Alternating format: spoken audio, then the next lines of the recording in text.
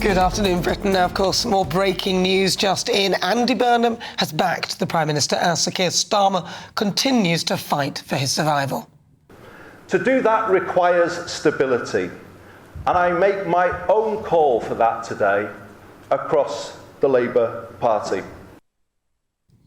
Now, of course, what we don't know is if the hostage takers were standing just outside of shot making him read that. But in a meeting with Labour MPs yesterday, Sir Keir Starmer addressed the growing Mandelson scandal fallout as his cabinet belatedly rallied behind him.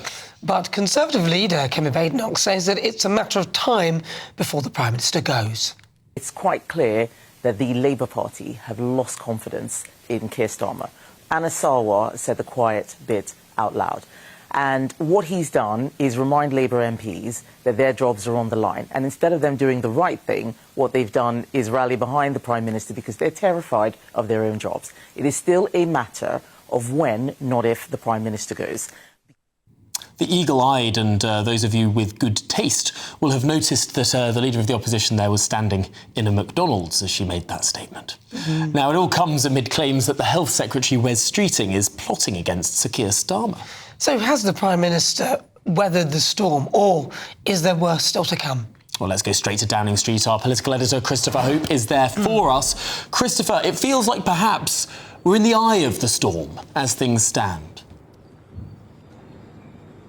Yes, it feels calm, doesn't it, in the eye of the storm. It feels like the PM has got past that moment yesterday. But I was saying all the time on air to you on GB News, Tom and Anna, what held him in place, I think, is the lack of any clear candidate to replace him who was acceptable to other parts of the Labour Party. Wes Streeting, not trusted by a lot of Labour MPs for their various reasons, has connections to Peter Mandelson, has now traduced Rachel Reeves' economic strategy, according to her WhatsApp messages disclosed that he disclosed yesterday with him, between him and Peter Mandelson.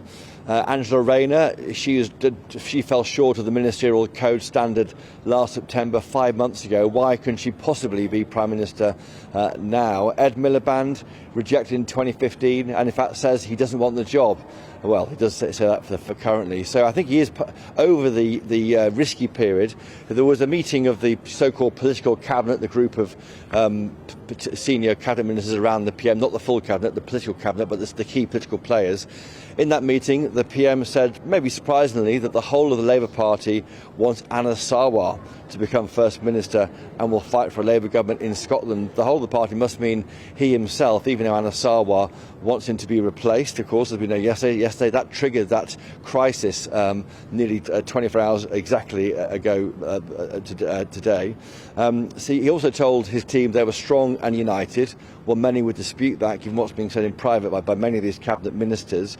But he highlighted the way ministers are delivering what he says change for the country, investing in local communities and so forth, through Pride and Place of that speech in Hastings last week when he talked about it. And he says their policies have led to economic stability and led to 6 interest rate cuts and lower mortgage costs for families, and his focus is relentlessly on cost of living. I should say, we haven't yet heard from Sir Keir Starmer, our Prime Minister, in public since last Thursday, and given what's happened, he's now shed his Director of Communications, Chief of Staff, and we think the Cabinet Secretary, Chris Wormold, is about to jump.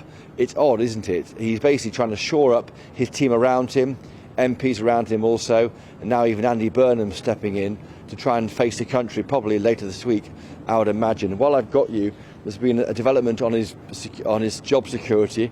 Again, Ewan Steinbank, who's the MP for Falkirk, he has issued a statement today saying he supports Anna Sarwar, that the PM should now resign to allow for new leadership for our country and our party. The numbers of MPs on the record who say he should resign is slowly, but only slowly, creeping up. But there we have it, Ewan Steinbank, MP for Falkirk.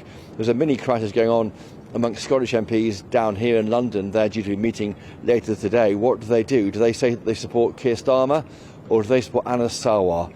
I should remind you there are 12 weeks left till the Scottish elections. There's nothing more important than keeping your money and your identity safe online. And with so many VPN options available, choosing the right one can be pretty daunting. But this video's sponsor, ExpressVPN, is making the choice easier for GB News viewers. ExpressVPN is offering up to 75% off, plus 4 extra months free.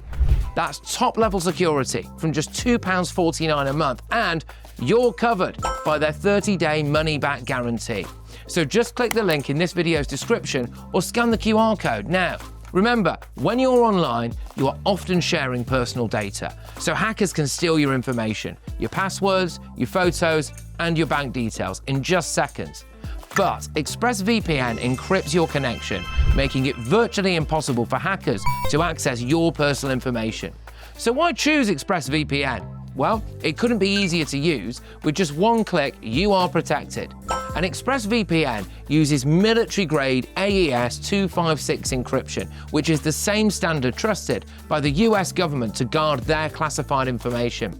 With their new tiered plans, you can protect up to 14 devices at once and manage passwords securely. Live chat support is available 24/7, and it typically connects you in under a minute with a real person. Click the link in this video's description or scan the QR code to get up to 75% off ExpressVPN, plus 4 months extra for free. Start protecting yourself today with ExpressVPN.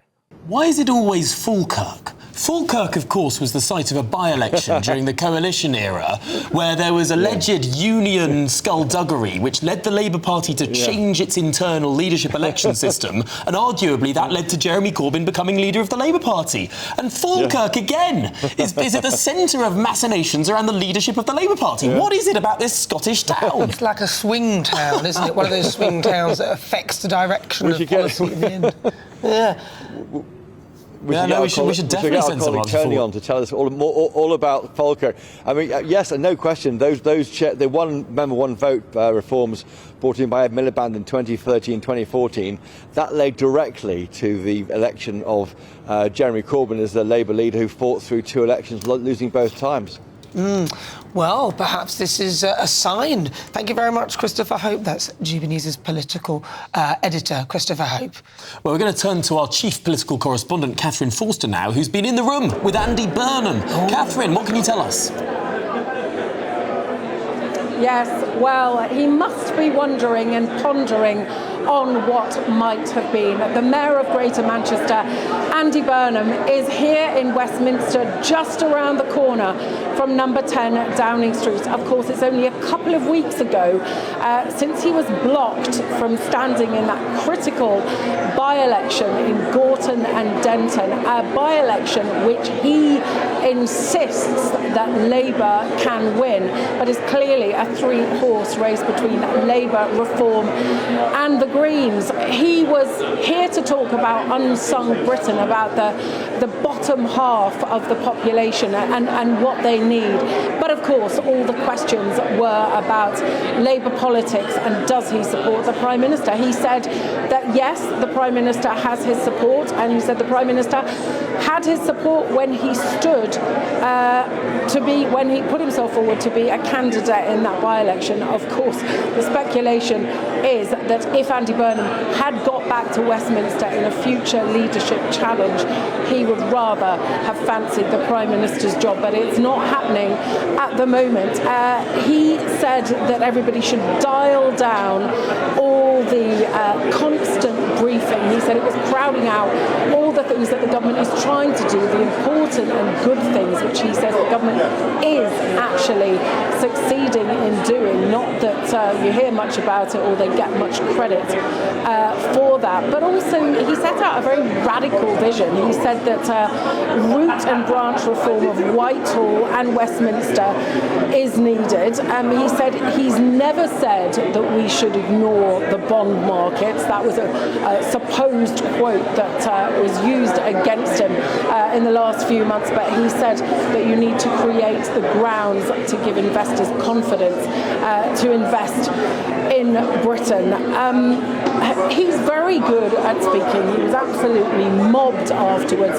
He's popular. The polls indicate that he's the only alternative to Keir Starmer that would give Labour a bump in the polls, but that is not an option. He was asked if he would rule out ever challenging and if Anna Sarwar was wrong to come out against the Prime Minister yesterday. He just batted it all away as noise and said that Labour should be getting on with helping people with the cost of living. But he must be wondering, what if? Of course, it looks like it will never. Well, Catherine, from a very busy centre there in Westminster, we could hear just about everything that you were saying, but my goodness me, lots of voices around you as well. Clearly very busy there. Catherine Forster, thank you indeed for joining us. Interesting. So he's admitted that he would have liked to potentially have gone for leadership, and he has denied that he ever said that he didn't care about the bond markets. Isn't it? Yeah, he said that Britain is too in hoc to the bond markets. Technically, it's not I don't care about the bond markets, but I mean, make up your own mind. I wonder if Andrew Gwynn had resigned his seat instead of a few weeks ago, this week. Oh, yeah. Could Keir Starmer possibly have the authority to block Andy Burnham's current candidacy? I don't think... One of the big what-ifs. Because he had a lot of power in that NEC committee, didn't he? And he even went to vote when he didn't have to actually go. And he made sure... And he's very, very good. Keir Starmer's very, very good at getting the room to close around him and agree with him. And that, I think, is his... He is, though. Every time and there's yet, a challenge... if it happened this week, I think he wouldn't have had the same authority. Yeah, this week, I agree. Yeah. But unfortunately, somehow he's managed to weasel out of it. Well, of course, that is all about the Gorton and Denton by-election, which is happening on the Thursday, the 26th of February. Well, the by-election was triggered, as we said, by the resignation of Andrew Gwynn. So the candidates are the Conservatives. They announced Charlotte Cadden as their candidate. Hannah Spencer is the Green Party's candidate. Jackie Piercy has been announced for the Liberal Democrats. Matt Goodwin was announced for Reform UK. Angeliki Stuggia is the Labour Party's candidate. Advance UK have announced Nick Buckley. Sebastian Moore is the Social Democratic Party candidate. The Rejoin EU Party have announced Joseph O'Mearchair as their candidate. There's also Dan Clark from the Libertarian Party UK, Sir Winkelot from the Monster Raving Loony Party, and Hugo Wills is the candidate for the Communist League election campaign. Well, there you go. Right, if you just